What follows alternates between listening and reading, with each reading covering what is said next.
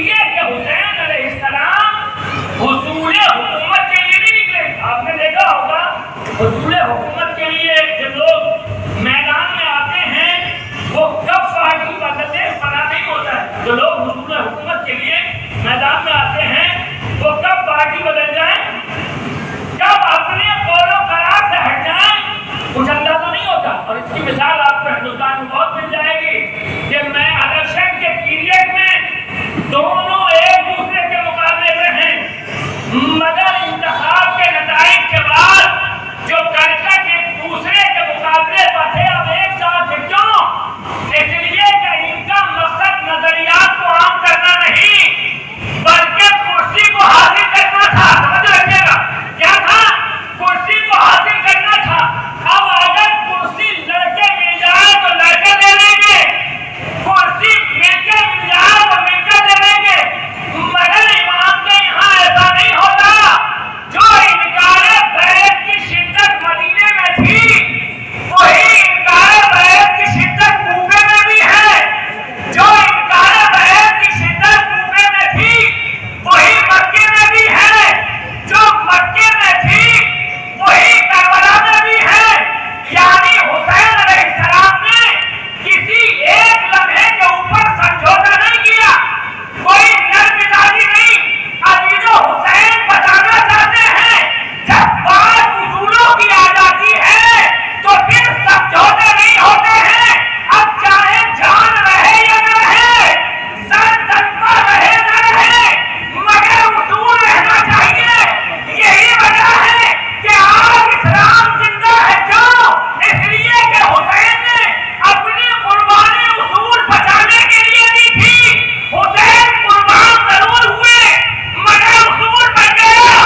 اب تاریخ کے لیے فیصلہ ہو گیا جو اصولوں کے لیے جیتے ہیں اگر وہ مر بھی جائے تو ہمیشہ زندہ رہتے ہیں. صلوات پڑھیں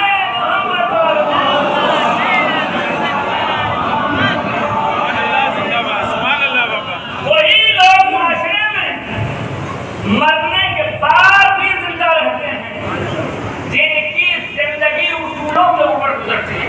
مثلاً مطلب اس کے لیے ایک نہیں, خالق کائنات نے سلسلہ نبوت میں 1,24,000 نمونے بنا کر بھیجے اور سلسلہ امامت میں 12 نمونے بنائے. کاہے کے لیے؟ تاکہ لوگ سمجھ جائیں اور یہ پہچان لیں کہ جو لوگ اپنی زندگی اپنے اصولوں کے لیے جیتے ہیں وہ اگر دنیا سے چلے بھی جائیں تو زندہ رہتے ہیں, مگر جو لوگ اپنے اصولوں سے سمجھوتا کر کے جیتے ہیں نہ وہ زندگی میں زندہ رہتے ہیں نہ مرنے کے بعد زندہ رہتے ہیں. سمجھ رکھے گا.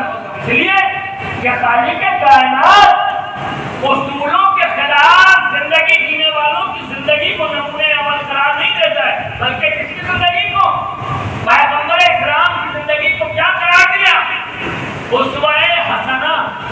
اسوہ نہیں, خالی نمونہ نہیں ہے بلکہ بہترین نمونہ عمل ہے. سمجھو ہر انسان ہے نا بہتر سے بہتر کی تلاش میں رہتا ہے. ہر انسان ہر چیز میں اگر شاعر ہے تو یہ توقع رہتی ہے اور یہ کوشش رہتی ہے کہ بہترین شاعر ہونا چاہیے. اگر خطیب ہے تو یہ چاہتا ہے کہ وہ بہترین خطیب ہونا چاہیے. سمجھ رہتے ہیں. اگر بزنس مین ہے تو یہی خواہش ہے نا کہ بہترین بزنس. یعنی ہر انسان اپنی زندگی میں بہتر کی تلاش میں رہتا ہے.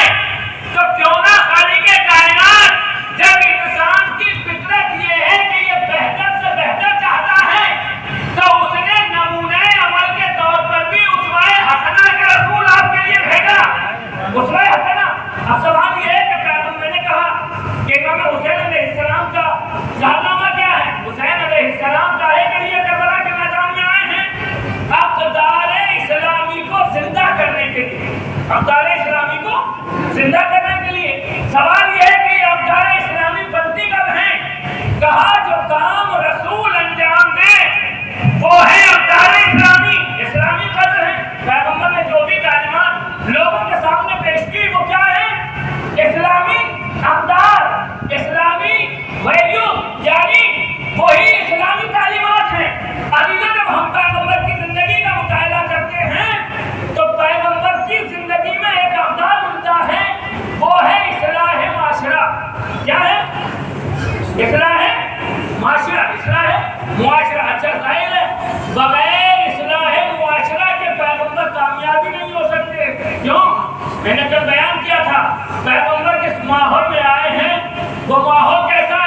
اس دور